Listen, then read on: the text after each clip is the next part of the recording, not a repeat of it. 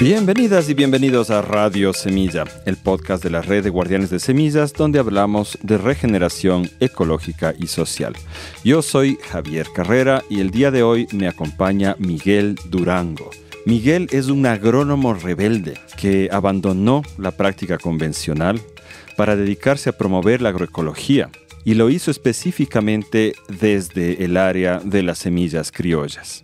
Nos conocimos por pura casualidad, compartiendo un panel en la Universidad de Magdalena en Santa Marta, Colombia, pero creo que en realidad tarde o temprano los caminos nos hubieran juntado, porque en realidad tenemos una coincidencia en la manera en que apreciamos este tema de las semillas y también en los objetivos que vemos, la manera en que podemos promover esto. Pero Miguel se ha adelantado ya a algunos sueños que hemos tenido en la Red de Guardianes de Semillas de Ecuador y lo ha hecho empezando a título personal en su cuenta de Instagram, pero siempre con el objetivo de apoyar la transición agroecológica de los compañeros y compañeras campesinos y campesinas de su región. Entonces, Miguel nos relata aquí la forma en que llegó a esta conclusión de que este era el camino y los logros bastante increíbles que ha tenido ya hasta el momento. Es una entrevista que me gustó mucho hacer a la vista del Mar Caribe y conversando libremente sobre su vida, ¿no? Y sus objetivos. Yo creo que la van a disfrutar mucho esta entrevista y también vaticino que nos va a remover algunas cositas a las personas que cuidamos semillas en distintos países de Latinoamérica. Bueno, eso en cuanto a Miguel. Ahora, el anuncio de siempre, ¿no? Por favor, apóyennos. Necesitamos de su apoyo para poder sostener Radio Semilla. Para apoyarnos pueden entrar a la página radiosemilla.com/apóyanos y ahí van a ver las distintas modalidades para apoyar en línea y también van a ver los beneficios. Hay una página de beneficios que algunos son muy locales acá en Ecuador y otros son internacionales. El día de hoy quiero mencionar a la finca Shungo Tola. Shungo Tola es una finca pequeña pero poderosa de permacultura ubicada cerca de Urcuquí, en la zona de Ibarra, al norte del Ecuador. Es un centro demostrativo que se abre a visitas, que ofrece talleres y también productos que reparte mediante canastas. Shungo Tola ofrece un 50% de descuento en las visitas a la finca para un suscriptor o suscriptora y un acompañante más. Y el envío gratis de compras dentro del Ecuador. Entonces, eso, no dejen de revisar también los distintos beneficios que tenemos de nuestra página y apóyennos, por favor, para que Radio Semilla pueda continuar. Les dejo entonces con esta maravillosa entrevista a Miguel Durango y verán, no se olviden que en las notas del episodio están los enlaces a las experiencias, redes sociales, páginas de nuestros entrevistados y entrevistadas. Entonces ahí podrán acceder al Instagram de Miguel. Sin más, les dejo con la entrevista y nos escuchamos la próxima semana. Miguel Durango, bienvenido a Radio Semilla. ¿Cómo estás el día de hoy? Hola Javi, muchísimas gracias. Para mí es un placer estar acá. Me siento, de verdad, muy contento. Estamos en Santa Marta, en la plena playa, cerca del aeropuerto. Nos van a sonar aviones de vez en cuando. Pero bueno, yo he tenido acá la suerte y el gusto de encontrar a Miguel, que ya nos va a contar todas las maravillas que hace ahí con el campo, con las semillas criollas, como las llamas tú, como las llaman acá. Pero primero, como siempre, queremos averiguar un poco del personaje, de quién eres, Miguel. Cuéntanos dónde naciste tú y cómo fue tu infancia. Yo nací en un pueblo rural del municipio de Cereté, Córdoba, en la costa caribe colombiana. Es un municipio del Valle del Sinú y mi vereda, donde nací en el campo, justo es la única vereda que tiene montañas de ese gran valle. Yo soy nieto, hijo de campesinos, e incluso el lugar exacto donde yo nací, hoy en día hay una estructura que es un pañol donde se almacena maíz y productos del campo, como para, uno dice, como cuando uno nace con una vocación o con un camino, está marcado desde su infancia. Siempre pues fui una persona que mi mamá trabajó mucho en casa de familia, pero siempre íbamos del campo al pueblo y siempre tuve esa conexión desde niño. Oye, como nos escuchan en toda América Latina, quisiera que nos ayudes a definir dos términos. ¿Qué es un pañol? El pañol Es una estructura de madera que hacen los campesinos en algunas zonas de la costa Caribe para almacenar principalmente el maíz con hoja. Después de que se cosecha, se almacena ahí. Algunos, depende de la época, puede ser ñame, también diferentes tipos de calabaza, pero generalmente lo que más se almacena es el maíz. ¿Y cómo es el pañol? Es como un cuadrado con una puerta, generalmente está cerca de las hornillas para que el humo pase y el ataque de los gorgojos, de diferentes plagas, se disminuya. Entonces, con el humo, ¿no? Con el humo. Soberado les llamamos nosotros. Incluso hay un amigo muy jocoso que tenía un dicho que decía que no, tú eres más dañado que pañol sin humo. Oye, y la vereda es como la comunidad, la comuna, ¿no? La zona geográfica. Sí, correcto. Sí, nosotros acá estamos como en las partes del campo. Están las cabeceras municipales, que es la zona urbana. Después de ahí llegan los corregimientos. Y a la vez los corregimientos están divididos en veredas. Los corregimientos tienen también un casco corregimental, digamos que son como los centros más poblados. Y están las veredas, que son los típicos de las casas dispersas, donde no es común que hayan caseríos cercanos. Te entiendo, eso es en el campo. Bueno, entonces, ¿tú creciste ahí, en el campo? Sí, crecí en esa transición. De hecho, pues, yo tuve la fortuna de... Pues mi mamá nació en una familia de 16 hermanos. Salió de los 12 años a trabajar en casa de familia como muchacha de servicio. Y cuando yo nazco, a los 4 meses... También regreso a un casco corregimental, a una familia de comerciantes, y pues siempre iba a vacaciones al campo y me crié entre el mercado público de CRT y el campo.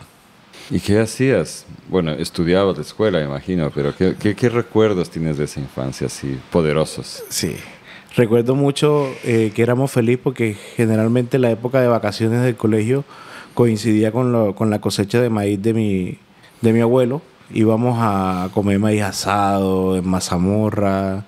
Entendíamos las problemáticas también que sufrían ellos, como cuando tenían ataques de animales, o incluso los perros se comían el maíz, que a uno para niño era raro cómo los perros iban a hacer un problema en un cultivo. En el mercado, pues mi papá adoptivo tenía una cacharrería donde pues se vendían muchas cosas. Una cacharrería venden desde artículos de miscelánea, juguetes, todo. De hecho, mi municipio fue un municipio que un tiempo tuvo un boom agrícola de monocultivos como maíz y algodón, y él vendía muchos, hasta las pitas para amarrar los costales.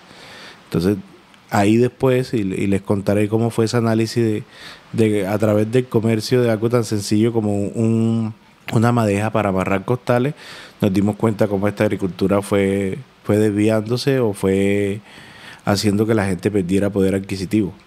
Vamos a ir avanzando hacia eso. Y cuéntanos un poco de tus estudios, tu adolescencia, tu juventud. Curiosamente, yo estudié ingeniería agronómica por cosas de la vida. Llegué a la universidad. Me gustaría contar la historia de amigos que siempre fue su sueño, por tíos o papás o de familias o dinastías de ingenieros agrónomos en mi zona. De hecho, mi universidad, la Universidad de Córdoba, fue la carrera de ingeniería agronómica fue de las que inició en los más de 50 y tantos años de la universidad. Fue la que comenzó la universidad como tal. En ese entonces llego a esta carrera por cosas del azar de la vida, porque ni siquiera sabía que existía, y me comencé a enamorar. Soy sincero, al principio me costó mucho, porque para mí la visión del campo era la que la gente trabajaba, no tenía ganancias, estaba en pérdida, de ver a veces mis abuelos que pues siempre fueron felices, pero nunca prósperos en el tema económico con sus cosechas. Entonces, pues, la gente comentaba también que tú estudiaste una carrera que dónde va a haber más campo aquí para ejercerla si tú estás lleno de ingenieros agrónomos. Entonces, fuimos avanzando en la carrera con esa incertidumbre, pero también al mismo tiempo, como no entré enamorado, sino que me fui enamorando poco a poco de la carrera, también me permitió ir haciendo otros análisis de todo el entorno. Ya, ¿y por qué? ¿Qué es lo que te gustó? Hasta sexto semestre yo todos los días me levantaba y decía si en realidad este era lo mío. Nosotros tuvimos un profesor que en paz descanse, que desafortunadamente en la pandemia se nos lo llevó, con el profesor José Moisés Luna Rendón. El profesor fue educado en una universidad en el interior del país, en clima frío, y el profe daba una cátedra que se llamaba agroecología. Mira, Entonces, nunca habías escuchado. nunca había escuchado de este concepto. Y a pesar que fue una electiva, me disfruté tanto porque el profesor la dictó con mucho sentido. Era un profesor también que dictaba clases de tuberosas. Y como pues en nuestra región algún cultivo pues se presta para poder aplicar la agroecología, son cultivos como el ñame, la yuca, que son cultivos muy bondadosos, pues el profe aplicaba todos estos conceptos y fue una cátedra que para mí fue un antes y un después de mirar la carrera. Antes de continuar con eso, ayer discutíamos de qué es el ñame para ustedes, ¿no? Y tú me decías, el nombre científico es... Sí, una Dioscorea lata, Dioscorea rotundata, de esta familia. Son varias Dioscoreas, sí, entonces. de hecho, las Dioscoreas, la mayoría vinieron de África y nosotros actualmente que somos promotores de la venta de la que es una de las comestibles que es de América, que nosotros lo llamamos como el ñame ñampi, que es un ñame que es morado y súper dulce, morado por dentro. ¿Y cuál es ese? Sí, el nombre botánico. Ahorita no lo tengo a la mano, pero en todo caso el ñame es bien importante en esta zona, me parece, ¿no? Sí, es un cultivo que en el caso de nosotros, como en México hablan de las tres hermanas, en nuestro Caribe, los campesinos y comunidades indígenas, también hace parte de ese yuca, maíz y ñame, donde se siembra el maíz, el ñame muchas veces se enreda como una enredadera, se enreda en la soca del maíz, y la yuca también está entre los surcos. Entonces generalmente los cultivos de los arreglos de los campesinos están con estos tres cultivos. Wow, la yuca va dentro del surco. Sí, la yuca. Y el maíz en el ladito de en la el ladera, lado con el ñame, correcto. Ajá, con el ñame. Qué simpático. Bueno, entonces te marcó un antes y un después la agroecología. Fue el primer momento que escuché que existía una ciencia como tal que involucraba los saberes ancestrales, empíricos, que daba valor a las semillas criollas, porque entenderán, y muchos de los que nos escuchan, si han tenido que ver con la mayoría de profesionales de universidades de ingeniería agronómica, muchas veces somos educados, o por lo menos hasta cuando yo me gradué, bajo las premisas de la llamada Revolución Verde, o pongámosle nombre, y me atrevo a decirlo, la agricultura de la muerte. ¿Por qué le llamas así? Porque era muy curioso, ¿sabes? Cuando nosotros vimos algunas materias, recuerdo una salida de campo, y iba un insecto caminando, y preguntamos como profesor, ¿qué insecto es este? Y él lo dijo, no sé si por jocoso o sintiendo de la realidad, pero no sé cómo se llama, pero sé cómo matarlo. Entonces, yo siempre en esta parte de hecho, no, hoy en día no sé cómo vean muchos de los colegas, pero siempre me han dicho que como un bicho raro porque me fui más hacia un tema y fui abriendo camino. Es un tema que es poco común, por lo menos en mi región, en la costa Caribe, para los ingenieros agrónomos. Porque precisamente cuando antes de graduarme todo el mundo soñaba con irse a cultivos como el banano o la palma de aceite. La palma africana. Sí, la palma africana. Entonces, como muchos soñaban irse a eso y con el trabajo y que les dieran la camioneta o irse a vender pesticidas, pues, yo respeto quien se hace esas labores, pero pues siempre tuve claro que si de mi carrera me iba a dedicar, no iba a ser a esas dos líneas. Tú ayer cuando conversábamos dijiste una frase, ¿cómo era? Ser capataz de... Ser un capataz caro, sí. Ser un capataz caro, de la destrucción. De la destrucción, porque es que justo cuando uno analiza cómo son estos sistemas, cómo se va... Porque los tecnicismos son a veces hasta hermosos, el uso de eufemismo de estamos expandiendo la frontera agrícola. Y la expansión muchas veces son un tipo con bulldozer, llevándose todo bosque primario, todo, y abriendo para que después estén estos cultivos. y que hoy en día incluso lo estamos sufriendo con la ganadería desde la Amazonía, pero que nosotros en el ecosistema de bosque seco tropical es nuestro día a día.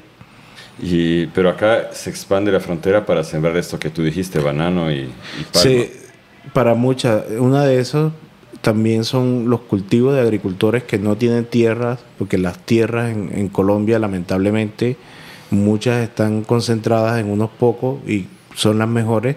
A veces los campesinos les toca ir hacia las zonas de reserva a deforestar para poder intentar tener un sustento, que también es un análisis desde la posición de, pues no te puedes dejar morir de hambre porque pues no tienes tierra y tienes que buscar esta zona donde generalmente la gente dice, no, eso está perdido y en realidad está con arborización y está en su ciclo natural. Es la herencia colonial de ver todo el territorio como terreno baldío.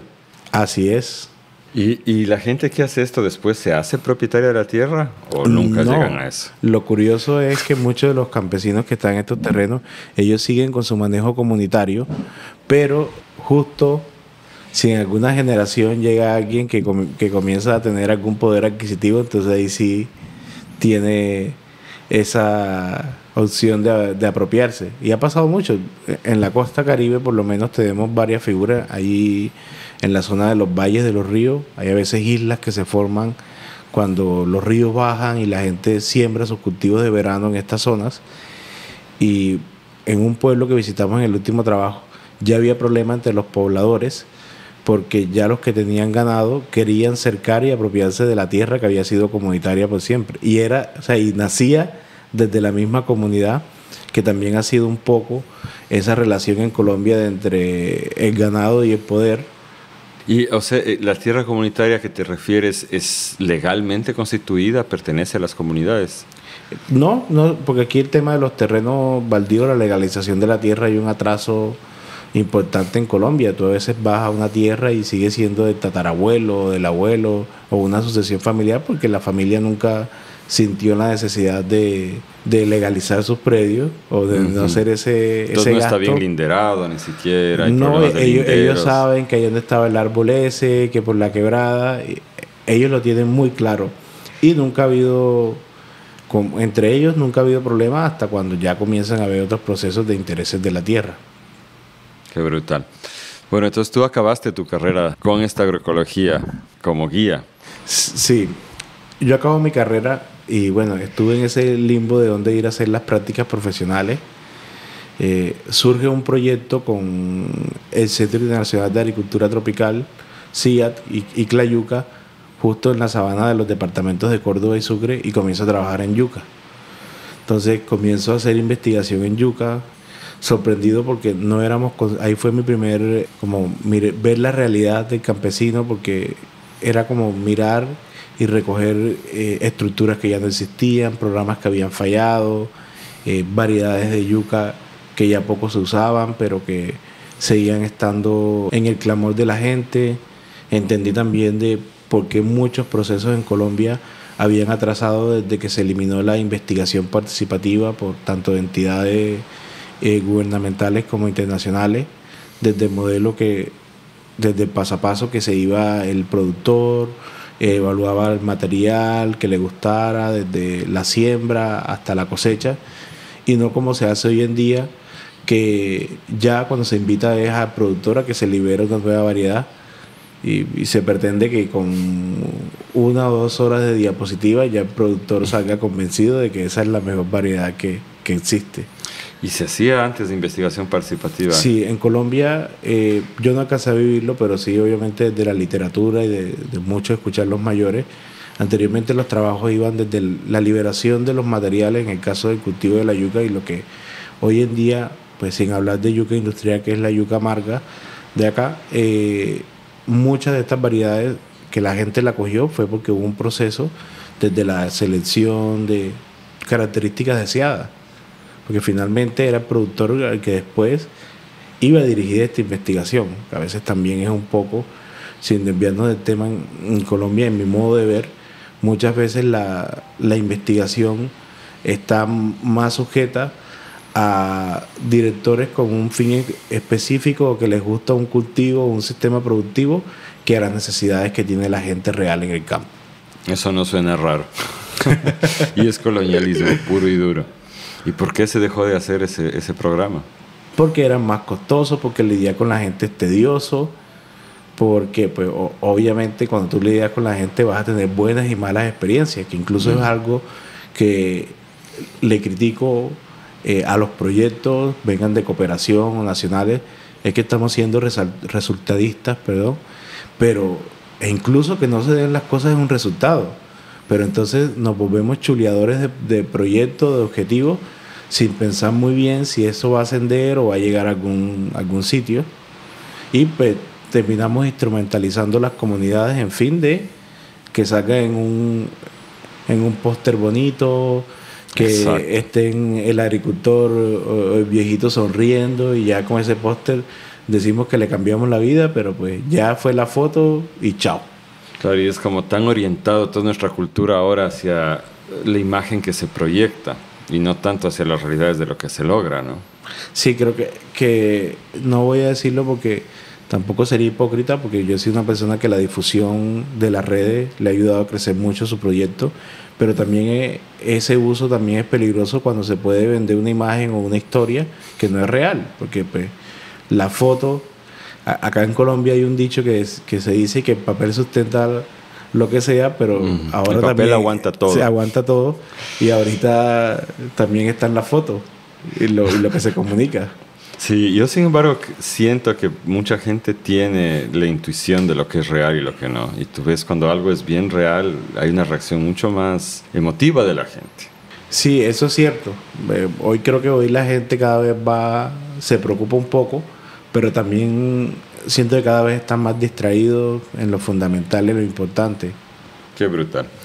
Bueno, entonces, ¿cómo te fue en este proyecto de la yuca?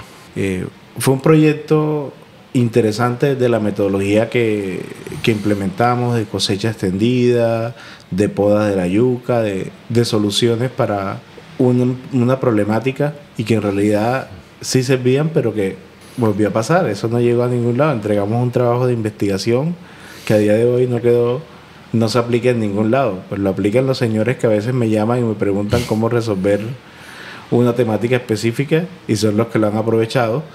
Pero de resto fue un proyecto más donde tuvo un inicio, tuvo un final y no trascendió. ¿Y de qué se trataba el proyecto? Creo que eso no... El proyecto era evaluar sobre cosecha extendida de yuca y la acción de la poda. ¿Por qué? Porque nosotros generalmente la yuca se cosecha a los 10 o 12 meses y se concentra la producción y los precios son bajos. Entonces pensamos, ¿qué haríamos con la poda si inducíamos un proceso de maduración más lenta, de cristalización de los almidones, que nosotros en el costeño decimos la yuca se puso rucha? Y muy científico el sí, término. Se puso rucha, eso lo entiende la gente, se pone dura. Y cuando nosotros hacíamos un proceso de poda, lo que hacíamos era activábamos este proceso y sabíamos que a los 2 meses la yuca estaba buena. ¿Para qué servía? Cuando había sobreoferta de yuca, el señor podía decir, bueno, podo, espero 2 meses y va a engrosar la yuca, a ganarme peso y voy a poderla vender cuando nadie tiene yuca y a un mejor precio sin que eso afecte mis costos de producción. Oye, eso en el papel suena genial. Sí, hermosísimo. ¿Qué pasó? Tengo unas diapositivas buenísimas de eso. Con fotos. ¿Y por qué fracasó? ¿Qué sucedió? No trascienden por eso mismo, porque pues, en ese caso fue una investigación muy bonita de instituto, de un programa de agricultura climáticamente inteligente, pero como te digo, a pesar que se hizo en parcela de productores, no se involucró desde lo participativo de los productores o con un efecto real de comercialización, que ahí fue también todas estas cosas que nos fueron alimentados nosotros, de que de pronto en los proyectos la comercialización es lo último y en una visita ya se pretende hacer lo que hiciste en todo un proceso de 1 año y medio que duró eso. O sea, no se tomaron bien en cuenta esos 2 ejes, la participación de la gente y el proceso de comercialización. Porque generalmente era un proyecto, y también pasa mucho con la academia, que se centra mucho en la investigación y en los datos, pero no en darle vida a los datos. O sea, como que, bueno, sí, yo probé que esto aumentó tanto, que tuvo el porcentaje de almidón, ¿cómo esto me es útil a la vida real? Y es algo a veces que pues, yo vengo de la academia, pero que también fui un poco crítico en cuanto la investigación sea útil para la gente. Es curioso, y que no sea para yo tener un artículo científico que lo va a leer después otra persona que va a hacer un tema sobre el que yo investigué, y no hacer que esta información sea útil para las comunidades, que debe ser la razón de ser.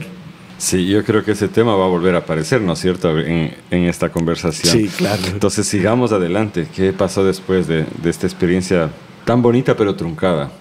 Me fui a trabajar a una zona que es bastante compleja de mi departamento, como el sur de Córdoba, en un proyecto de yuca. Fue la primera vez que vi de frente un cultivo de coca. Entendí también la dinámica de la gente, porque por publicidades de los gobiernos y todo, pues tenías tú, como te imaginabas, o sea, un pirata, y el señor que sembraba la coca era lo mismo, el equivalente por campañas como la mata que mata, temas así. Pero entendí las dinámicas, entendí que en realidad muchas de estas personas se dedicaban a estos cultivos porque más nadie les compraba otro producto diferente. O sea, no había opción. Alternativa. Justo yo llego a responder un problema de sobreoferta de yuca, y la gente en la montaña, la yuca perdiéndose, y nadie se las compraba. Entonces, hablando con la gente sinceramente, sin los tapujos de estigmatización, nos contaban, no, ingeniero, lo que pasa es que nosotros no nos podemos dejar morir de hambre. O sea, si lo único que nos compran son la hoja de coca, pues eso es lo único que se puede, porque vías malas, no había, si cultivaban cultivos como borojó, como los plátanos, como la yuca, siempre se les estaban perdiendo. O sea, era el único cultivo que tenía garantizada la compra. Qué brutal. ¿Y por qué? ¿Cómo es más o menos la estructura de mercado acá? ¿Hay intermediarios, me imagino? Todo. Sé que va a sonar un poco impopular, pero en realidad de esa experiencia de más de 2 años en esa zona fueron las bases de mi proyecto. Entendí lo que eran intermediarios, entendí el problema de tener un solo cliente, entendí cuando la gente dejó de vender las hojas para hacer transformación, porque también la ganancia estaba yendo hacia otro sitio. Fue una experiencia un poco cruda, por lo que toda la cultura que se genera en torno a un cultivo y a las actividades que son ilícitas, pero también entendía estos modos de vida o medios de vida de la gente en esta zona. O sea, la gente estaba subsistiendo, la gente constantemente estaba buscando una manera de poder mejorar sus ingresos a través de la producción de la tierra. De entender también un poco el daño que también hacía la minería en estos territorios. Recuerdo mucho que una de mis experiencias más discientes, así, que me impactó, fue que nos bañábamos en una quebrada de aguas cristalinas, y justo al otro día me tocó pasar al otro lado, por donde pasaba una mina de extracción de oro, y vi cómo matan un río. O sea, lo viste en vivo y en directo. Lo vi en directo. O sea, el antes de estar disfrutando de estas aguas, y a menos de 1 kilómetro ver cómo mataban el río. Y diciéndome, bueno, y toda esta gente de para abajo va a consumir esta agua. Qué brutal. Bueno, y más adelante, ¿cómo continuó tu camino hacia tu proyecto? Esos fueron proyectos de cooperación. Seguí trabajando en proyectos de cooperación internacional. Llegó un proyecto del gobierno nacional. En ese momento era una política de Colombia Siembra, que en ese entonces se promovió sembrar más de 1 millón de hectáreas en Colombia de cultivos diversos. Sonó muy lindo. Con apoyo del Estado. Con apoyo del Estado, pero en realidad eso fue repartir proyectos para políticos. Entonces, amigos, sí. Entonces, llegamos a un proyecto sobre el cultivo del ají. Había que sembrar 525 hectáreas de ají, algo así. El señor que vendía la semilla dijo que él tenía garantizada toda la compra del producto. Y comenzamos a sembrar ají. Afortunadamente, en ese momento el equipo técnico dijo, bueno, no sembremos solo una variedad, sembremos de los que son picantes, sembremos de los dulces. Pero apenas salieron las primeras 4 toneladas, que eso solamente lo dio un lote, ya el comprador dijo que no compraba más. Les dejó ahí. Claro, fue un conflicto bastante fuerte, En mi caso yo me sentí utilizado porque nosotros habíamos durado mucho tiempo haciendo la caracterización de los productores, convenciéndolo con lo que nos habían dicho, que había un mercado asegurado, que todo estaba bien, y nosotros salimos a repetir eso y después el problema que había de mirar a la gente a la cara, de la gente perdiéndose el producto, la gente... Ese proyecto fue mirar la agroecología como útil. Bueno, te cuento porque tampoco voy a ser hipócrita de cuando yo salí, muchas veces salí porque lo que le repetían también a uno, porque solo fue una clase de agroecología en un semestre, pero el resto te decían a ti que los productos orgánicos, biológicos no servían, o te va con este ejemplo que a todo mundo se le vende, que es costoso, que yo tengo que, mejor dicho, llevarme 100 vacas para que pueda fertilizar 10 plantas, porque así te lo venden como eso. No, es que son mucha cantidad, si es de materia orgánica, de los todo. O sea, hay un discurso generalizado desde la academia en las universidades, o hasta donde yo estudié, o por lo menos en mi zona. Y claro, tiene lógico, porque cuando tú vas a ver los simposios, los congresos, ¿quiénes son las marcas que los financian? Entonces, no es como que tú tengas que pensar mucho de por qué hay un enfoque hacia el uso de los pesticidas y diferentes agroquímicos. Resulta que en este proyecto, como buen proyecto de gobierno, te llegaban las plantas, pero los productos que había que ponerle a las plantas llegaban 4 meses después. En eso, recuerdo mucho un profesional que en ese entonces nos hicimos gran amigo, que venía de mucho trabajo comunitario, nos dio una cartilla y nos dijo: muchachos, nos toca, Miguel Viloria, nos toca hacer biopreparado. Y yo, ¿cómo? Si eso no sirve para nada. También muchos ahí, pero era lo que tocaba. Y comenzamos jamás se me voy a olvidar, con el caldo sulfocálcico o caldo de azufre. Ajá, el sulfocálcico. Fue el primero. Y nosotros, mi hermano, comenzamos a echar Espérate un ratito. Cuéntanos un poco de qué se trata el sulfocálcico, porque tenemos bastante audiencia que no conoce tanto de agroecología. Ese es una receta, porque es una receta que se hace, de un preparado que se hace con azufre, con cal viva o con ceniza de fogón, y ya nosotros le poníamos también ajo. Y se ponía a hervir en una olla de 20 litros, reducíamos de 4 a 6 litros, y eso se lo aplicábamos 1 litro por, nosotros le decimos bomba de espalda o cacorro en el interior, la bomba de 20 litros. ¿No lo diluyen? En 19 litros por 1 litro de este. Allá, 1 en 20. Correcto, 1 en 20. Y te cuento que eso fue para nosotros, cuando yo vi los resultados de esos biopreparados y comenzamos a hacer más en estos talleres, o sea, eso salvó lo que quedó en la producción. ¿Y cuál es el objetivo del sulfocálcico? Eso nos faltó. Bueno, el sulfocálcico es uno de esos productos, como te venden los curanderos, que sirve un poco para todo. Tenemos propiedades como el azufre, que nos genera también la nutrición, pero que también nos ayuda a prevenir algunas plagas y enfermedades que tienen baja tolerancia, como en el caso de los áfidos, de los pulgones, que su tolerancia al azufre no les gusta. Entonces, cuando tú aplicabas este producto como preventivo, también te ayudaba a combatir estas plagas, pero al mismo tiempo, cuando utilizabas las propiedades como del ajo o también el ajo también como un poco para la bacteriosis, para los hongos, y el calcio, al igual que el azufre, también ejercía una opción de nutrición en las plantas, y sobre todo en los suelos del Sinú, donde estos elementos en algunas partes donde sembrábamos eran deficientes. Lo que hacían era una nutrición a la planta, alimentarla bien para evitarle que llegasen estos otros problemas fitosanitarios. Entonces, este proyecto también tuvo su momento de finalización. Correcto, tuvo su momento de finalización. Chao, los quise mucho. Hoy tengo grandes amigos que incluso hacen parte de mi proceso actual, que quedaron de ese proyecto, pero también fue un proyecto más con un cierre, un final, y que no trascendió. ¿Y a ti te inquietaba este hecho de que los proyectos acaben así? Mira, a mí mi vida misma me fue marcando, y fue una etapa que también lo usé cuando, en el momento de mi separación de la mamá de mi hijo, dentro pues todo lo afectado que puede estar uno desde lo emocional, todos estos aspectos de esos debates también, de saber que las cosas iban a ser diferentes.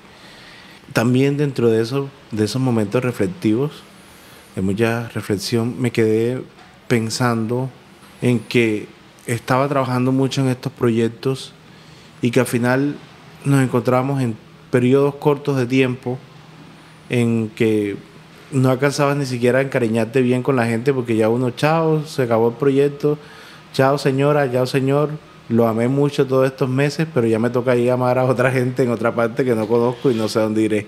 Entonces... Y eso no es muy humano en realidad. No, para nada, porque se creaba y se crea también un manoseo de la gente porque constantemente están en proyectos inconclusos, porque muchos de esos proyectos que tienen una finalidad, no son sostenibles.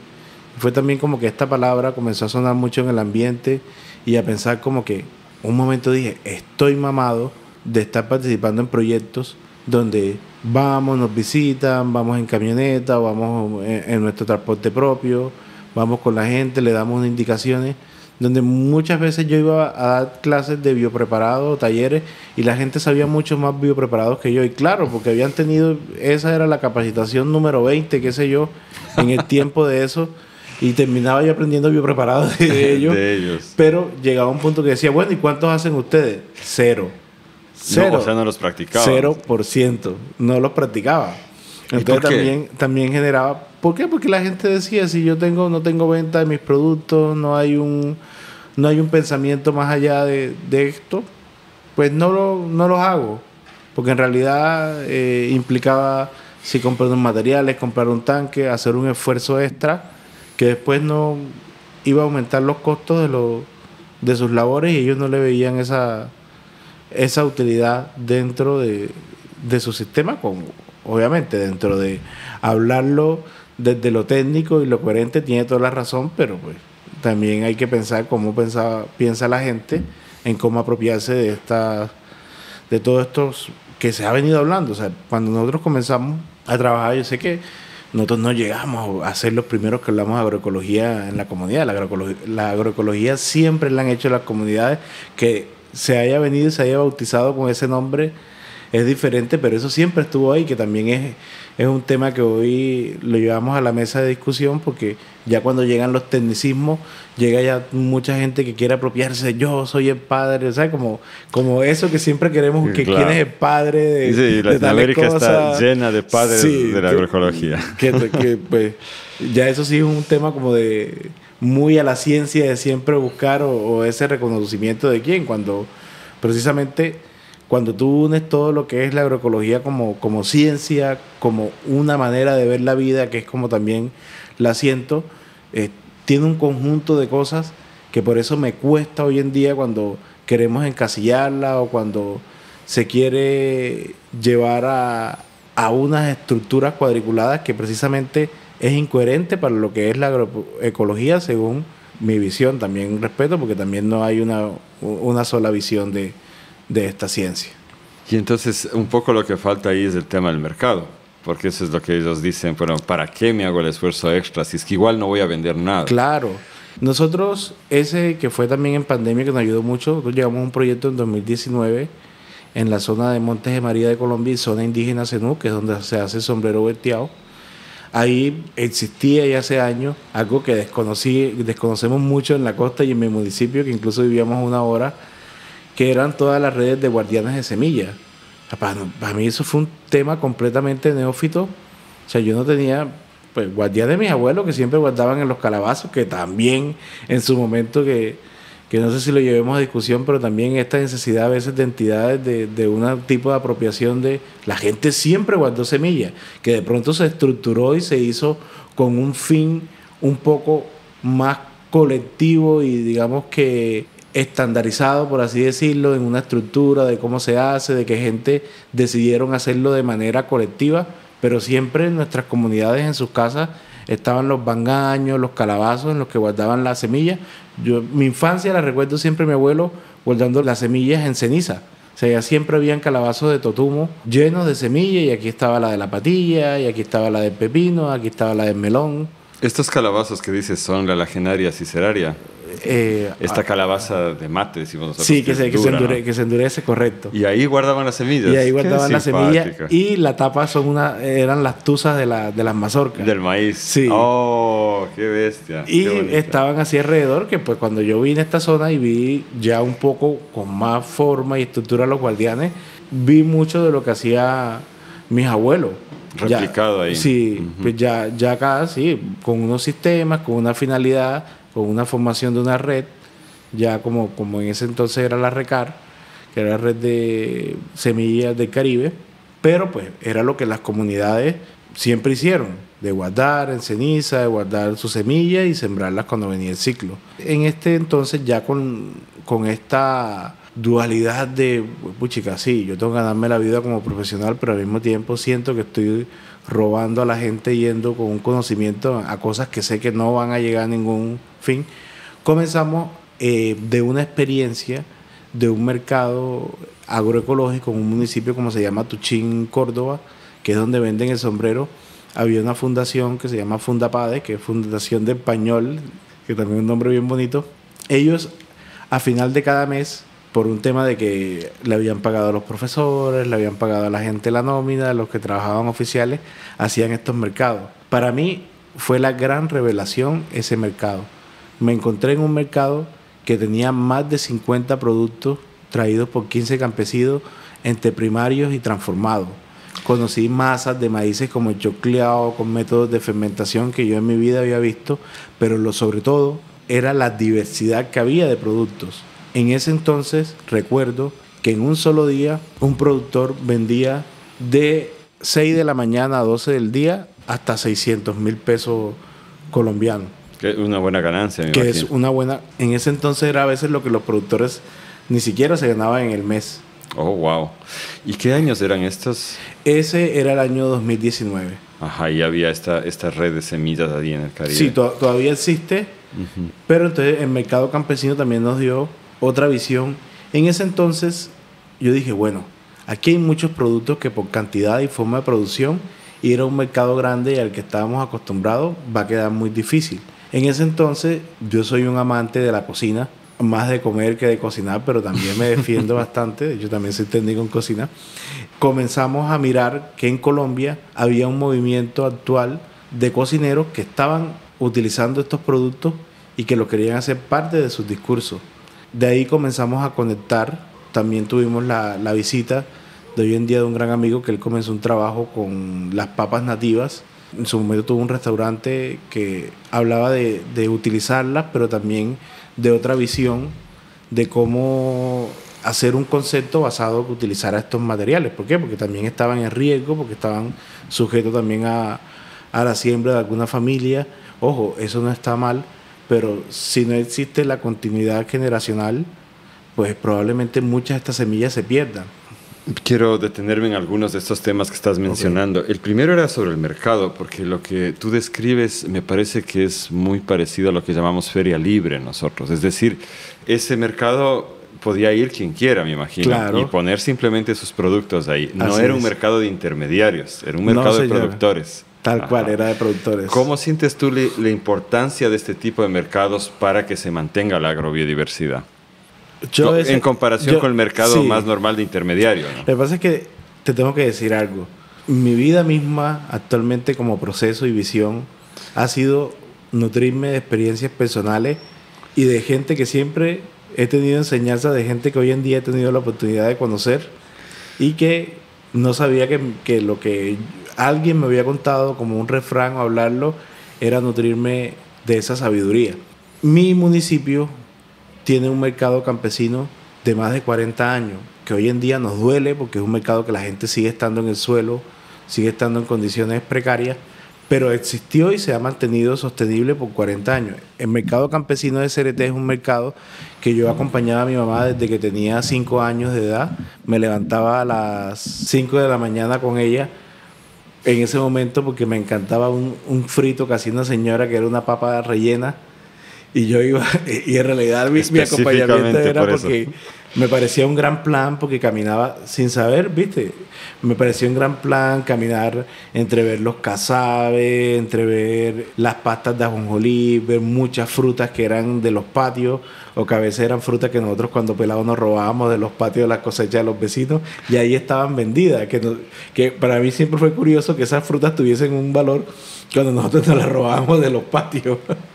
Una aclaración de glosario. Los patios son las huertas. La huerta. La huerta familiar. Pero cuando chiquito, todavía en mi municipio eran casas con estos patios que eran grandes, que tenían todavía estos patios que venía como pues toda esa transición de cuando se van convirtiendo en ciudad y pues supuestamente ya después le meten desarrollo que es cemento. Pero cuando en mi infancia fue mucho de estos patios de casa que eran libres. Yo recuerdo mucho que enfrente de nuestra casa todo era un gran lote lleno de árboles que hoy en día es una urbanización. Uh-huh. Y entonces, a ti desde chiquito te gustaba ir a estas ferias Me libres. encanta. O sea, me levantaba a las 5 de la mañana. Imagínate, 5 de la mañana, un niño que, o sea, los sábados estaba yo ahí, me encantaba que la sesión de carne, o sea, como se hacía todo el mandado de la semana, entonces se compraba. Y siempre se compraban los huevos criollos, el queso de finca, el suero costeño en este mercado el sábado era donde había mayor gente y los domingos también quedaban algunas personas que generalmente eran productores que tenían familias en el pueblo, porque los que sí, habían unos que iban del mismo día de la vereda y se regresaban el mismo sábado con lo que llevaban, y los que sí tenían donde quedarse quedaban hasta el otro día. A mí, siempre ha sido un ejemplo de que sí es posible hacer mercados campesinos y que sean sostenibles y duraderos en el tiempo. Te digo, más de 40 años tiene este mercado campesino, todavía vigente. Sí, yo no creo que sea su falta de éxito económico lo que hace que desaparezca. Más bien me parece que hay presión. En Ecuador lo que tenemos es grupos que controlan los mercados, una estructura un poco medio de mafias, y no digo que sean mafias ni que estén relacionadas en absoluto, pero sí hay como cierto control de ciertas familias intermediarias. Y claro, yo vi por ejemplo ese desastre en esta ciudad que tú me mencionabas que conociste, Cotacachi, donde pasó de haber una feria de estas, que era la feria libre, donde cualquier persona ponía ahí su mantita y vendía lo que tenía, ¿no es cierto? Y encontrabas una diversidad loquísima. Y muchos de los vendedores eran gente ya mayor de edad, bien mayorcitos, que sacaban ahí cosas exóticas que tenían. Y luego, por modernizar, el mismo alcalde indígena de la ciudad reconstruyó el mercado, ¿no es cierto? Sacó esto que tú dices, de que estaban en el suelo, y bueno, puso unos puestos bien bonitos, ¿no es cierto? Lo modernizó, pero lo entregó a los comerciantes, a los intermediarios, y desapareció la feria libre. Y para mí, con cada feria libre que desaparece, cada mercado campesino que se cierra, se pierde un foco, un nodo de agrobiodiversidad tremendo. Perdemos una conexión con el alimento. Actualmente, pues, desde Proyecto Visionando al Futuro, queremos promocionar muchos mercados campesinos locales que hoy en grandes municipios no existen.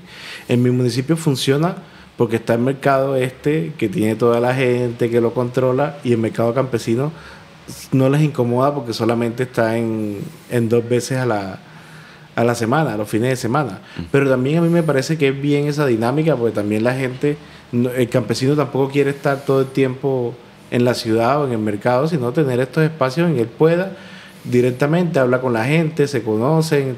Yo he visto gente que creció en estos mercados y que fueron los niños, que hoy en día los niños venden. He visto incluso personas que conozco que son profesionales y siguen yendo a este mercado a vender su producto. Contadores, administradores de empresas. Y van a comprar.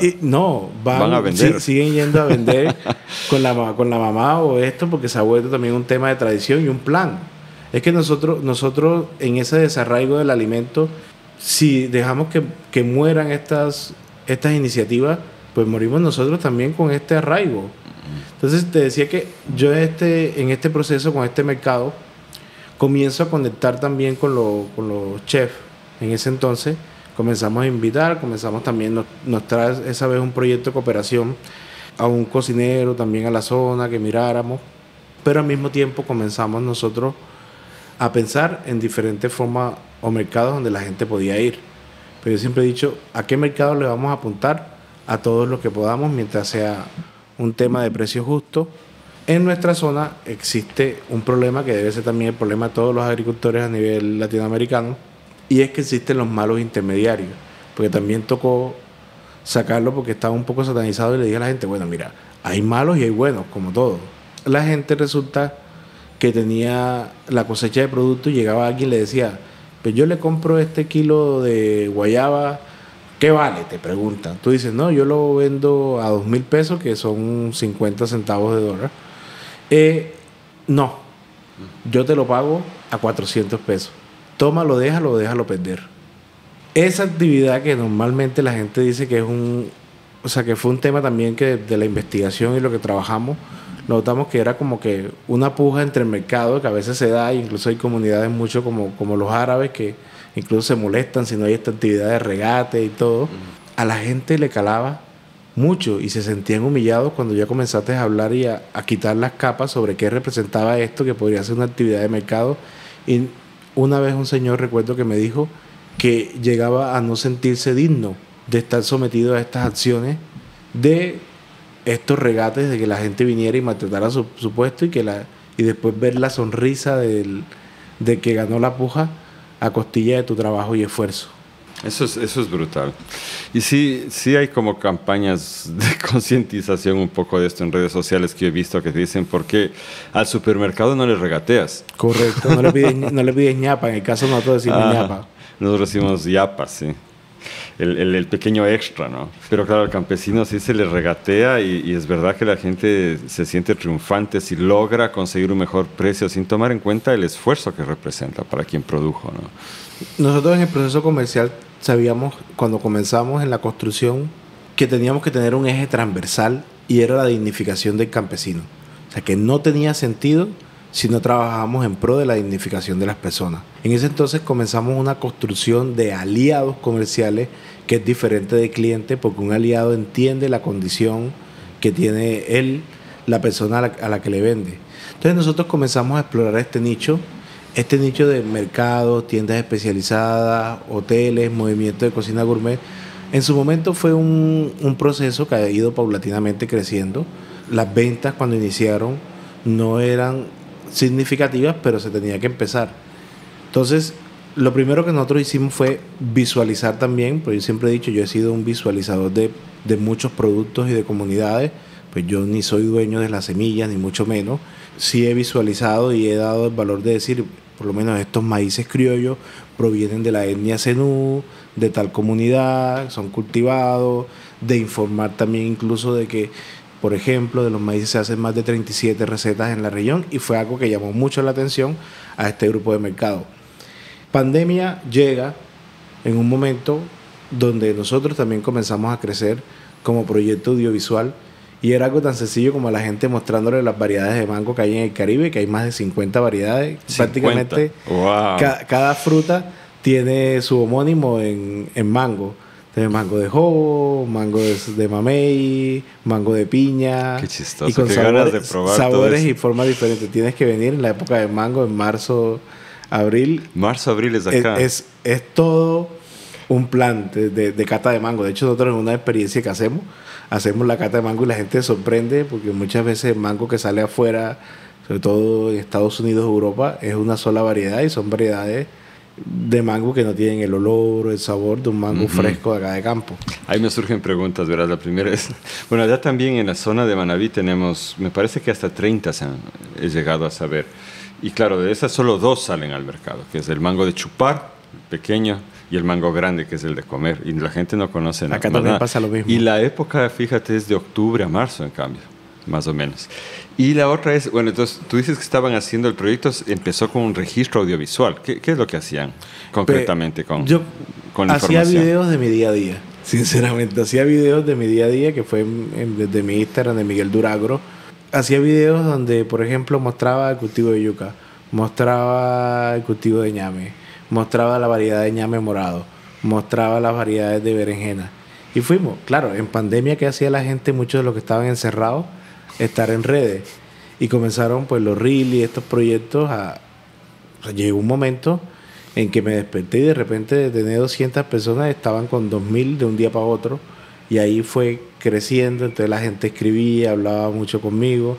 En su momento, ya cuando lo de la pandemia, los profesionales del agro sí podíamos salir y teníamos un permiso para asistir al campo. Entonces, muchas veces nuestro proyecto desde el audiovisual fue una salida a mucha gente que la estaba pasando mal en la ciudad, encerrada en cuatro paredes. Podían recorrer virtualmente Sí, con ustedes del campo. Y de hecho, incluso muchos después, cuando pudieron salir, se fueron para su finca y comenzaron a sembrar esta semilla. No me digas, de verdad, inspirados. Y nos hicimos, yo tengo muchas amistades desde el camino de la semilla. O sea, muchas amistades que conocí desde mis redes sociales, que después les llevé semillas. Cuando pandemia, disculpa que te porque es preciso dar, en pandemia, una señora que se llama la señora Petrona Rosario, una guardiana de semilla maravillosa y de plantas medicinales de más de 40 años de experiencia, me llama y me cuenta que también a veces es un problema de la coherencia, que los cabildos les estaban dando semillas, pero semillas de papeleta. ¿A qué se llaman semillas de papeleta? Las semillas comerciales, de las marcas, las que no son las que nosotros llamamos criollas o de la comunidad. Claro, eso es lo que hacen los estados generalmente, ¿no? Entonces, paquete químico. Y la comunidad se negó a sembrarla, al igual que a recibir alimentos procesados cuando la pandemia de los mercados se negaron a utilizar alimentos procesados que venían en las cajas. Fue muy valiente de su parte por un momento de incertidumbre. Y la señora me llama y me dice, Miguel, necesito semillas.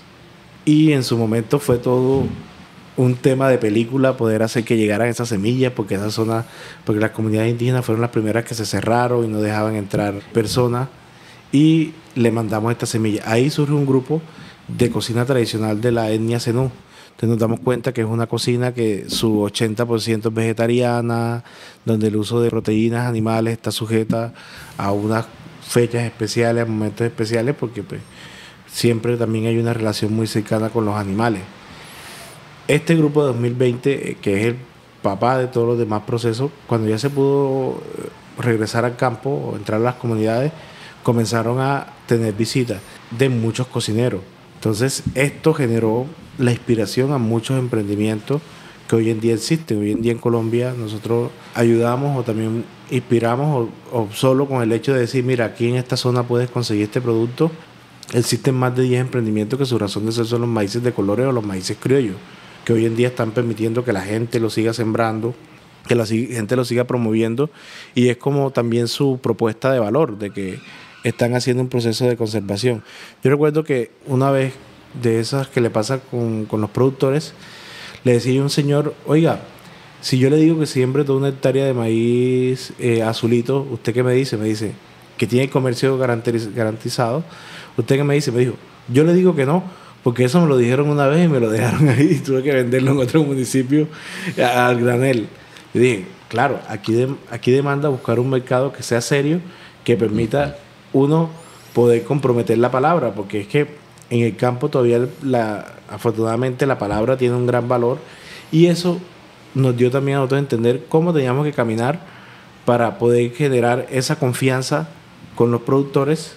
Para mí, trabajar con la comunidad indígena Zenú, al principio la gente a veces dice que no cree que yo trabaje porque pues a veces son un poco cerradas, pero uno entiende, cuando tú después los conoces, tanto que los han jodido, tantos proyectos que los han engañado, tú dices, mira, si yo fuese ellos, ni la mano, ni saludar a nadie, ni la mano diera, porque pues ha sido desde el mismo proceso de colonialismo la afectación a estas comunidades.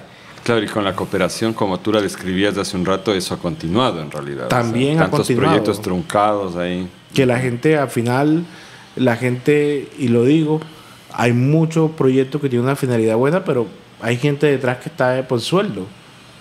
Y después que se acaba y chulea un proyecto y ya chao, y ya. Ya están presentando otro. Y ya están presentando otro.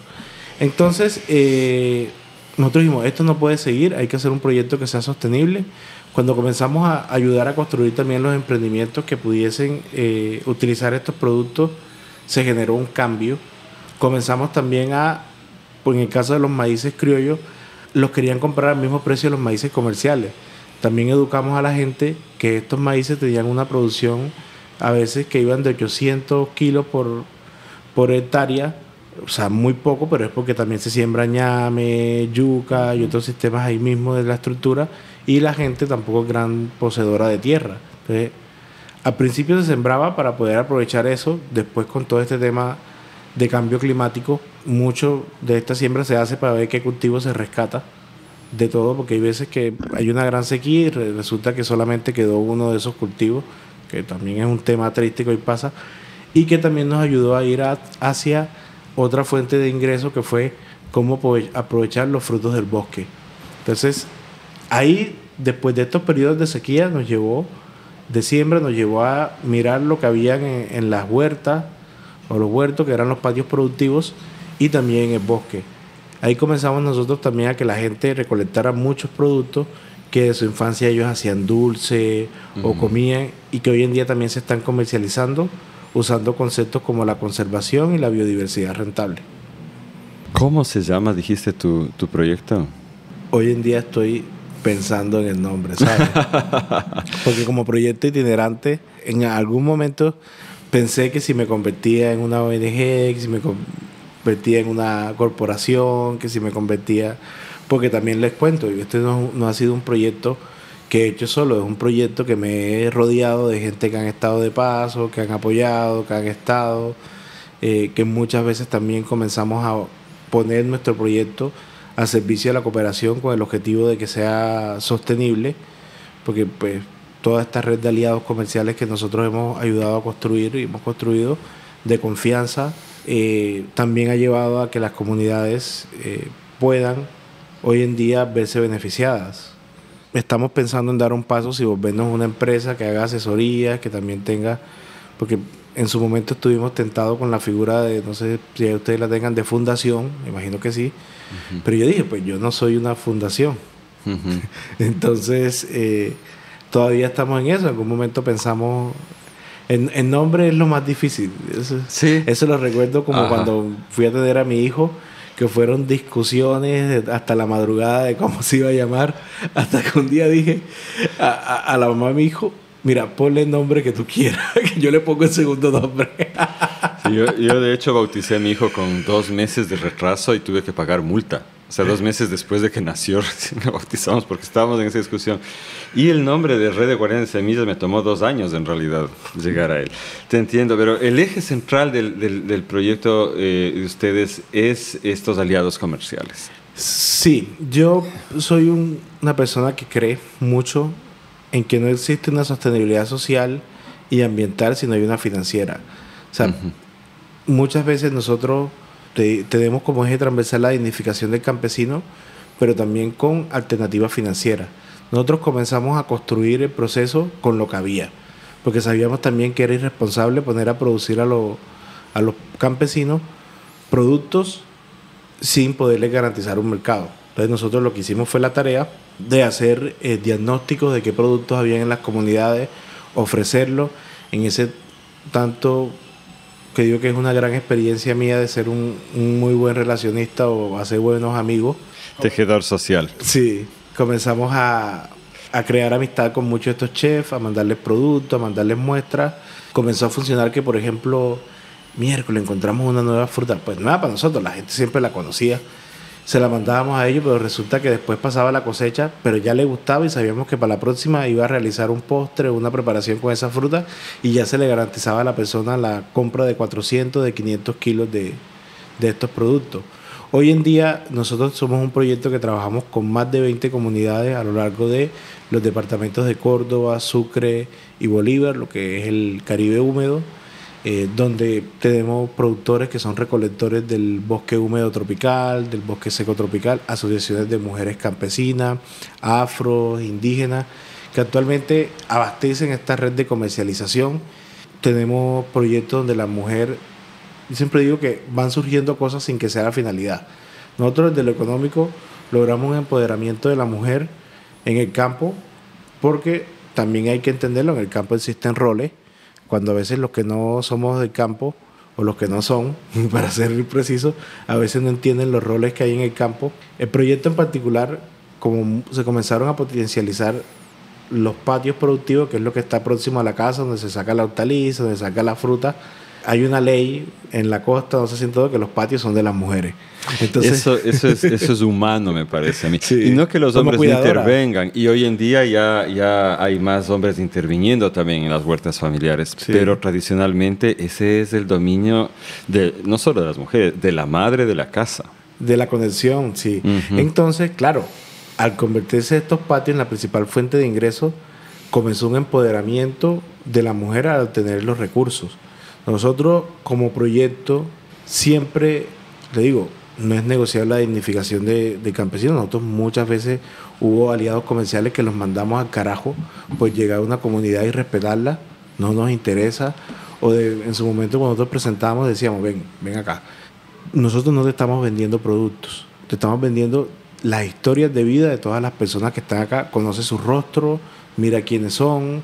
Hablamos incluso de un concepto de la fidelicidad de origen, que aplicamos que cuando tú haces tu compra, saber a quién aporta y a quién va ese aporte que quieres hacer. Y muchas veces nos dijeron, mira, a mí no me interesa. A mí lo que me interesa es que llegue el producto. Y nosotros respondimos, pues no nos interesa trabajar contigo porque no entiendes lo que es nuestro concepto. Comenzamos un proceso que ahí sí fue una herencia de leer con los sistemas participativos de garantía. Los sistemas participativos de garantía tienen algo muy bonito para mí, pues, de muchas cosas útiles, pero una de las cosas que como que traje de ahí y comencé a aplicar fueron los avales de confianza y comenzamos, pues yo decía, en una vez nosotros nos reunimos con una aliada comercial y ella nos comentaba que ella compraba pollos felices. Tú sabes que ahorita mismo quieren ponerle nombre a todo. Ella pidió una foto de una extranjera, de una foto donde se vieran los pollos felices. Que estén sonriendo. Sí, que estén sonriendo. Yo dije, me han cagado de la risa cuando llegan los pollos allá sin víscera y tal. Entonces, para no alargar el cuento, la señora dice que le llegaron 14 documentos y nunca le llegó la foto. Para mí eso fue un gran mensaje y dije, vamos a hacer un proyecto de puertas abiertas. Entonces nosotros constantemente recibimos visitas de cocineros, de gente interesada, de que quiera comprar las comunidades, y la gente después de que va, conoce y va la gente, hace los recorridos, termina comprando. Esto fue con el tema del gremio de los hoteles, de los restaurantes. Adicionalmente, hoy al ser un proyecto de puerta abierta ya hay muchas familias que nosotros ahí sí utilizamos un término corporativo como la cajita feliz. Entonces, pero sí es la verdadera cajita feliz. Entonces ya hay gente que desde la ciudad compra, o sea, los productores le compran mismo a los productores para llevar. Esto generó un gran reto, Javier, y fue cómo hacer que los productos llegaran. Porque a nosotros nos decían mucho cuando íbamos a hablar, sí, pero es que ya yo llevo 10 años yendo, en el caso de Montes de María, y la gente, sí, vamos, chévere, nos comemos la super pasta jonjolí, nos comemos el superproducto, pero después este producto no llega. El transporte. El gran reto. Es así, ajá. Bueno, nosotros comenzamos a chulear eso y dijimos, bueno, la verdad es que ni yo tengo para comprarme un carro, una camioneta, un camión, ni las comunidades menos. Incluso donde hay comunidades que sí los tienen, pero no con las que nosotros trabajamos, porque también, y no me voy a desviar, el tema de la revictimización en territorios de violencia ocasionó problemas de muchas organizaciones de estar siempre en el papel de víctima y de me merezco esto y yo solo deme y yo no debo aportar más. Es decir, el asistencialismo típico, pero aquí marcado además por este concepto de haber sido víctima de la guerra. Claro. Y que el gobierno los cataloga así, ¿verdad? Como víctimas con derechos especiales. Correcto. Y eso, bueno, para después aterrizar en lo que íbamos, pero es importante la idea. Nosotros nos hemos encontrado con comunidades que hoy en día tienen hasta 7 proyectos y otras comunidades que no tienen ni uno al lado, pero como estas zonas fueron de conflicto, están la sobreoferta de proyectos trabajando con una misma organización. ¿Y sabes qué es lo más triste? Que al final esos proyectos no llegan a ningún lado. 7 proyectos, se organizaron la gente, se puso algo y después, chao, y ya, ahí quedó. Entonces también eso es complejo desde cómo también la cooperación debe mirar los gobiernos en estas comunidades. Entonces, para no desviarnos, te voy al tema del transporte, que nos fuimos un poco, pero era importante esa idea, aunque haya quedado un poco suelta. Sí. Resulta que comenzamos a mirar que había unas redes de transportistas que se llaman los puerta a puerta, en el caso de aplicando un concepto de las metodologías de cadena de valor, que son los circuitos cortos de mercado. Entonces comenzamos a aprovechar esta red de personas que, como no eran mucho volumen, entonces nos llevaban 3 cajitas, al principio eran 2, 4. Hoy en día tenemos una ruta completa que hace recolección varios días a la semana y va y entrega, por lo menos en plazas como Cartagena, en plazas como Medellín y Bogotá. Ya se hicieron acuerdos con empresas transportistas donde cobran un precio menor del flete, del valor del envío, por enviar estos productos. Algo importante también fue que nosotros desde un inicio dijimos que el flete de transporte lo asumía la persona que compraba. Eso me pareció extraordinario porque, claro, en mi concepción desde nuestra experiencia ya es, eso va a subir el precio del producto. ¿Quién paga ese sobreprecio? Al momento cuando nosotros comenzamos las negociaciones a montar proyectos, y la diferencia que uso de no te estoy vendiendo productos, sino la historia de vida y la tradición de estos productos, y además estoy vendiendo de productos que nosotros desde el campo sacamos los precios y no del mercado hacia el campo. Algún momento me dijeron que era innovador, yo dije que no, que era coherente, porque la gente sabe cuánto cuesta producir su producto, y además de eso también reconocen un 30% por las labores de prácticas agroecológicas, por las labores de conservación del bosque seco tropical. Entonces, eso, claro, ha sido un proceso que se luchó ese espacio desde traer a la gente, que se conocieran los rostros, desde estar en estos mercados donde decimos, oye, tú puedes cobrarle, y hay gente que está dispuesta a pagar un poco más por tu comida por aportar y beneficiar a estas comunidades. Y así ha sido. A ver, entonces la comunidad, los productores reunidos definen los precios. Correcto. Ya, no define cada uno individualmente. No, sino se como reúne en grupo. conjunto. Nosotros le hemos enseñado también Chéverísimo. metodología, porque al momento fue difícil también cómo lo calculabas en árboles viejos, longevos que estaban ahí. Ajá. Entonces también, ya hoy en día no me preguntan para nada. O sea, ya hoy en día sale un nuevo producto y ellos mismos hacen sus sistemas, sus horas de trabajo, si van a hacer transformación, si Eso van a está hacer recolección. Explicarle también a los aliados. Nosotros le explicamos mucho a los aliados al principio cuando decían, oye, pero ¿por qué los productos que vienen de recolección a veces pueden ser un poco caros? Y yo le explicaba, mira, resulta que el señor sube a la montaña a recolectarte este tipo de ají picante o este tipo de producto. Sí, el señor puede que este día que salió, como nosotros decimos, coronó y se recogió toda la producción, pero el señor pudo haber estado 3 días y no haber encontrado ni una sola planta, porque precisamente son especies que se producen silvestres. Y a ese precio se le suma el 30%, El 30% por ser producción por agroecológica. ser producción agroecológica, que incluso fue algo que me quedó de las ideas cuando conocí esa metodología genial de los sistemas participativos de garantía. Que dije, qué chévere que estos sellos también pueda la gente, si la gente está dispuesta a pagar más por un sello orgánico, ¿por qué no hacerlo por un producto de aval de confianza en la agroecología? Correcto. ¿Y el transporte, quién lo paga? Lo paga el cliente. Entonces también. es un precio autodefinido más 30% más el precio Más del el precio del cliente. ¿Y eso no encarece mucho el producto final? Cuando tú entiendes al mercado en el que vas, en realidad no, ¿sabes? Porque en realidad también nos basamos en una cantidad de productos que nosotros fuimos pioneros en comenzarlos a vender. Los productos tradicionales también se van con mejores precios, pero generalmente nosotros pasamos de 5 productos principales que se vendían como ñame, yuca, plátano, algunas variedades de frijoles, algunas variedades de sésamo o ajonjolí. Hoy en día se venden más de 200 productos entre transformados y primarios. Entonces, muchos de esos productos sí o sí solo los consigues en estas comunidades porque no son productos que encuentran en el mercado, que era lo que simulábamos en el caso de los mercados campesinos, que era cuando uno iba y encontraba la fruta que no ibas a encontrar en el mercado tradicional de toda la semana.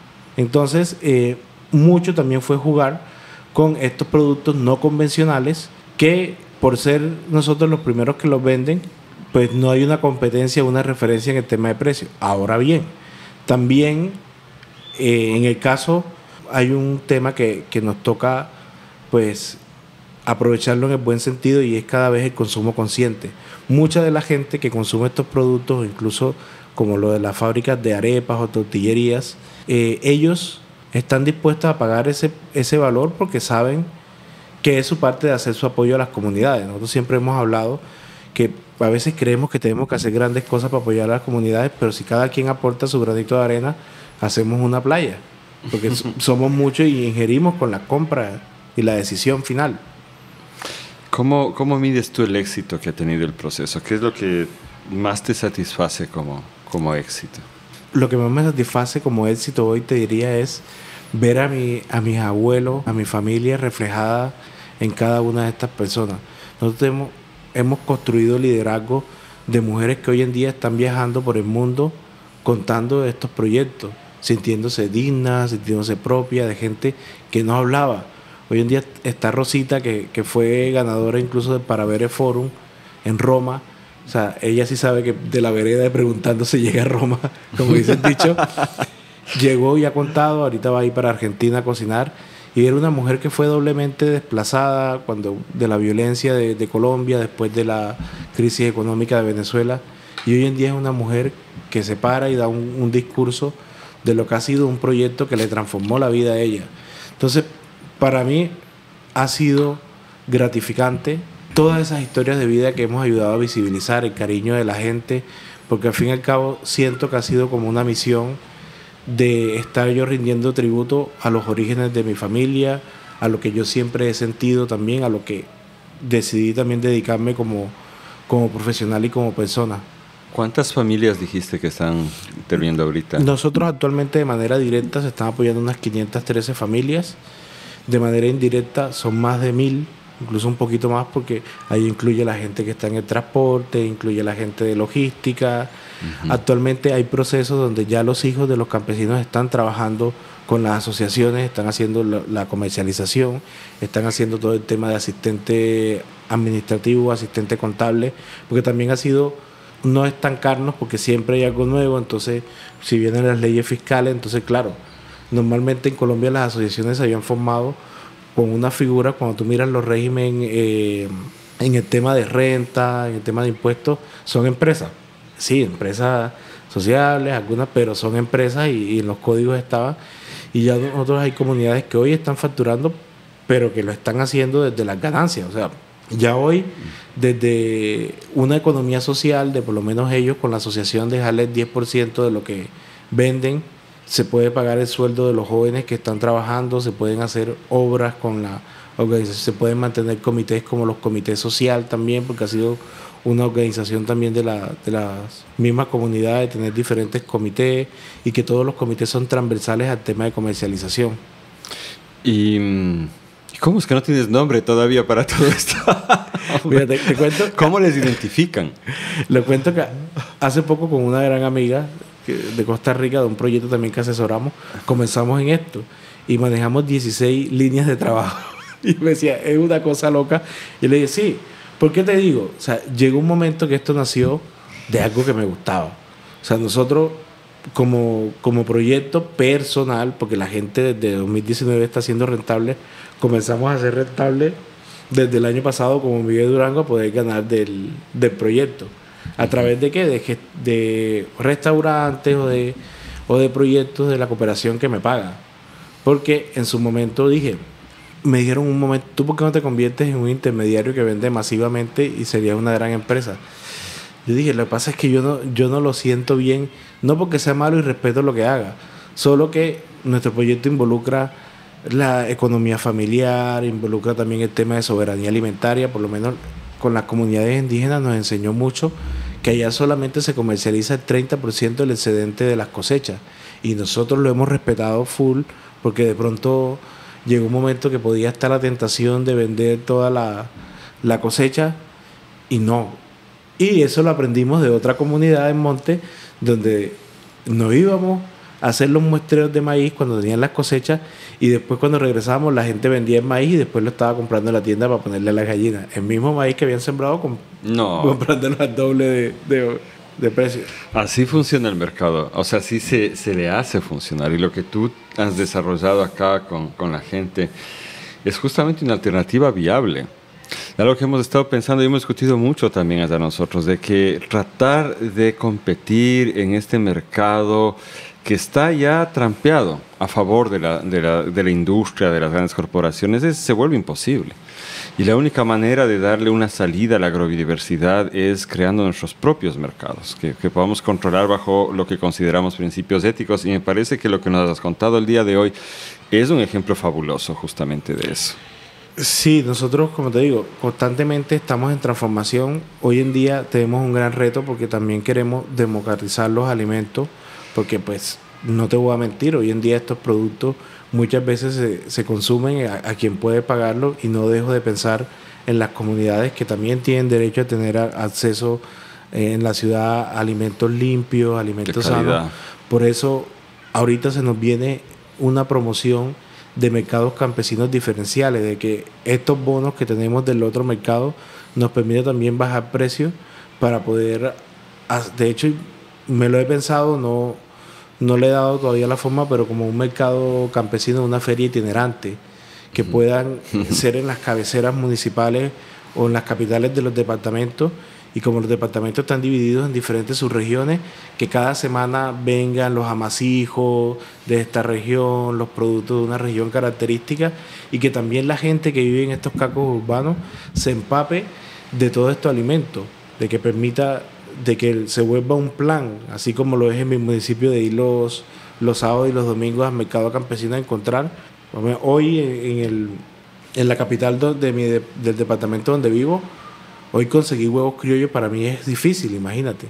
Pues yo, si los quiero ir a comprar al mercado, obviamente a mí me los mandan de las comunidades, pero pues porque yo tengo contacto con las comunidades, pero es un privilegio. Es un privilegio que tengo, pero pensaba también como que la gente que quiere, en algún momento hemos pensado en una tienda, estoy también en ese pensar, porque siento que hay gente que lo puede hacer mejor y que puede también aprovechar esta red y unirse, porque tampoco queremos ser como un pulpo de intentar atrapar todo. Sí. Pero una tienda siempre es complicado, ¿eh? Y es complicado porque también yo vengo de la crianza de la cacharrería, y a veces no era tan divertido estar esclavizado a una tienda. Genial, Miguel. Me ha emocionado muchísimo esta entrevista. No sé si quieres darnos algunos mensajes finales y dónde te puede encontrar la gente. Vamos a poner enlaces en las notas del episodio, pero si quieres ahorita comentarnos algo. Sé que acá lo escucha mucha gente que está en función de la semilla. Quiero que sepa que no están solos también, que no son bichos raros. Quiero que sepan que es importante a veces también estar un poco a la apertura hacia el mercado, pero desde las maneras éticas, desde las maneras dignas, que es posible aprovechar también desde los circuitos cortos de mercado, de las redes de proveeduría, hablar y dar a conocer estos productos, porque muchas veces lo que no se da a conocer o se muestra, pues no se va a consumir o no se va a vender por eso mismo. También que nos soñamos, e incluso hoy en día estamos trabajando para hacer injerencia a nivel latinoamericano, porque nos gustaría que fuese un modelo que se pudiese replicar. Estamos construyendo una metodología, porque la hay, solo que está suelta y en la mente. Está en la experiencia. Entonces queremos también hacerlo, metodologías como lo hemos hecho con los biopreparados, que son aplicables a la zona, a los territorios, que en cada zona se pueda ajustar a las realidades. Creo que todos nuestros países hoy en día no es lo único, pero sí pensando en tiendas agroecológicas, pensando en también estas redes de gente en los restaurantes que también nos ayudan a mostrar los productos, a difundirlos. También es importante aprovechar de esas herramientas que existen. Digamos que nosotros como en redes, como que aparecemos como Miguel Duragro, es como un personaje que se pone el sombrero y en ese momento está intentando hacer un mundo mejor, que es lo que en realidad es lo que más nos atrae, porque al final quiero rendirle un homenaje a toda la tradición campesina de mi familia. Yo todavía tengo un dolor profundo de en ese momento no ser consciente, dejar que muchas semillas de mi abuelo se perdiera, como semillas que tenían más de 100 años, que venían de tradición, y en ese momento no hubo la claridad de protegerlas. Entonces, hoy en día, digamos que en este aspecto me tomo como una revancha e intentarlo hacer con lo otro. Lo otro, la mejor manera de conservación de los productos y de la semilla es también poderles dar un valor tanto comercial y social. Excelente. Y bueno, Ahí haremos intercambios y sepan que tienen un aliado en la red de Guardianes de Semillas de Ecuador. Y yo creo que probablemente Radio Semilla vaya a inspirar a otras personas a contactarte. Así no te asustes si pasa, porque ya nos ha pasado algunas veces. Con mucho placer. De hecho, tengo grandes amigos de Ecuador. Sé que los vientos nos están tirando hacia allá y sé que aquí tenemos un amigo más contigo y con todos nuestros oyentes. Muchas gracias, Miguel, y muchas gracias a ustedes por habernos escuchado. Nos vemos la próxima semana en otro episodio de Radio Semilla.